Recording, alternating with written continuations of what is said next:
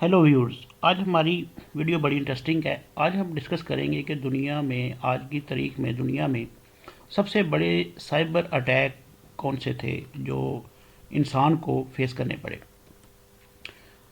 सबसे पहले जिसको सीरियस थ्रेट माना जाता है और पहला थ्रेट माना जाता है उसका नाम था मलीज़ा वायरस। इन 1999 में आया और ये जो इसको लॉन्च किया, इसका जो परपेट्रेटर था वो डेविड ली स्मिथ थे। उन्होंने माइक्रोसॉफ्ट ऑफिस की जो फाइल थी उसको उन्होंने टारगेट किया और उसके अंदर असल में ये वायरस इन्फेक्टेड फाइल थी। जो ही यूज़र उसको ओपन करता था तो वो उसका सिस्टम जो था वो हैक हो जाता था। तो इस सिस्टम ने जो दुनिया में डैमेज किया वो $80 मिलियन का। इस दूसरा जो बहुत सीरियस थ्रेट माना जाता है, साइबर थ्रेट जो माना जाता है, जो हैकिंग हुआ वो 1999 में 15 साल का जो लड़का था जेम्स जोनाथन, उसने नासा के कंप्यूटर को हैक कर लिया और कहते हैं कि ये 21 दिन तक सिस्टम हैक रहे थे और इनको रिपेयर करने पे फिर नासा को $41,000 का खर्चा करना पड़ा। ये भी एक बहुत सीरियस थ्रेट, साइबर थ्रेट माना जाता है जो हैक हुआ नासा का सिस्टम। तीसरा सिस्टम अप्रैल 2007 में मुल्क एस्टोनिया को साइबर अटैक का सामना करना पड़ा, जिसमें उनके तमाम वर्ल्ड वाइड उनकी वेबसाइट और उनके गवर्नमेंट और बैंक और मीडिया के आउटलेट्स और जितनी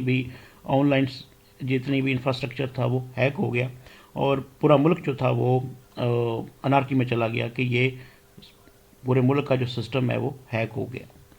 तो ये वैसे कहा जाता है रशियन हैकर्स थे जिन्होंने इसको हैक किया था। नेक्स्ट हमारा जो माना जाता है बहुत सीरियस थ्रेट, साइबर थ्रेट जो हैक हुआ वो प्ले स्टेशन सोनी का प्ले स्टेशन नेटवर्क था जो 2011 में हैक हो गया।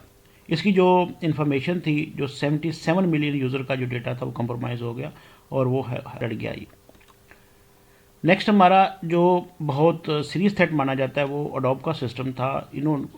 हैकर्स ने इनको भी हैक कर लिया और इनका जो डेटा था वो कहते हैं कि जो पासवर्ड और आईडीज़ थे जो उनको कंप्रोमाइज़ किया वो 2.9 मिलियन यूज़र का डेटा जो था वो हैक हो गया और पूरी दुनिया में इसके जो है अलर्ट जारी हो गया कि अडोब का सिस्टम जो कि बड़ा सिक्योर माना जाता है वो हैक हो गया।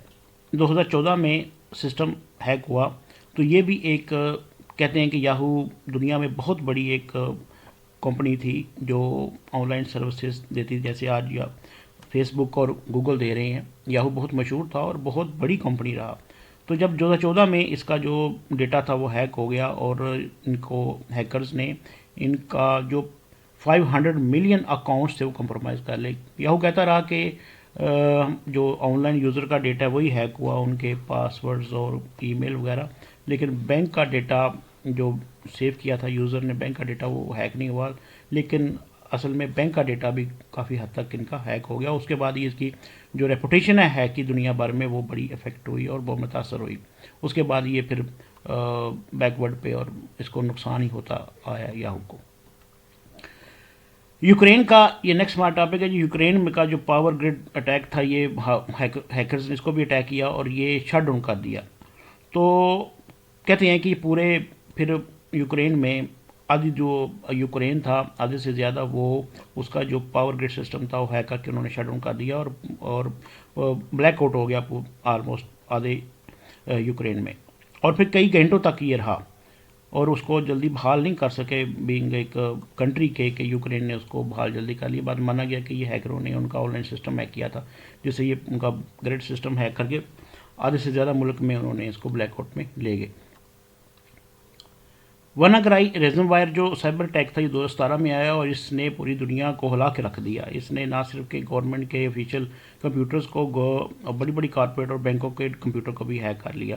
वो कहा जाता है कि ये जो कॉरपोरेट के कंप्यूटर्स थे, 2 लाख कंप्यूटर थे उनको, और ये 150 ममालिक तक इनका डायरेक्ट कार बढ़ गया हैकरों का और इन्होंने पूरी दुनिया में रेंजम इकट्ठा किया बिटकॉइन और क्रिप्टो करेंसी में और दुनिया को आगे लगा लिया है। और ये अभी तक माना जाता है कि ये इनके बारे में कोई भी इन्फॉर्मेशन ऐसी ऑफिशियली नहीं हासिल की गई जिससे ये बारे पता चले कि कौन इसके पीछे था और कोई परपट्रेटर या ऐसे जो मुलज़म थे वो पकड़े गए हों, ऐसा भी कोई इन्फॉर्मेशन सामने नहीं आई।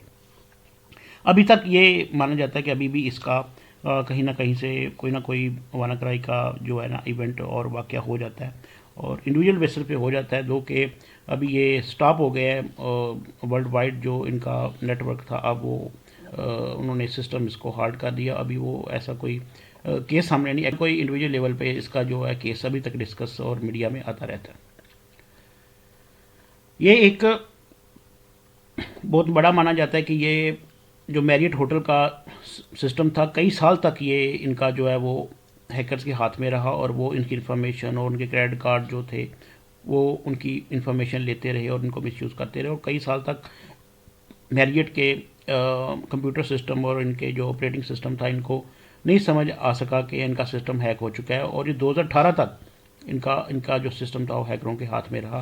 फिर जाके इनको पता चला कि हमारा सिस्टम जो है वो हैक हुआ है, और हमारी जो क्रिटिकल इन्फॉर्मेशन है कस्टमर्स की वो हैकरों के हाथ में और जो मिसयूज़ कर रहे हैं। तो ये कहा जाता है, इसको जो नाम दिया गया मैरियट होटल के वायरस अटैक को, rock you 2021।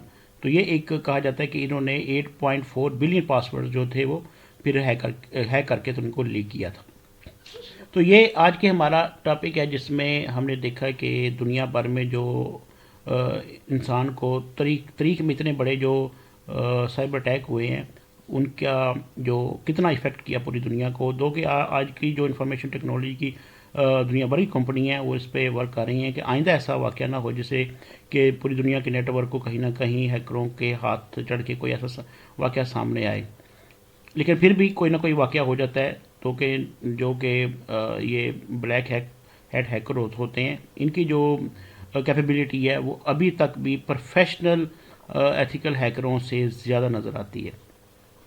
Thank you very much.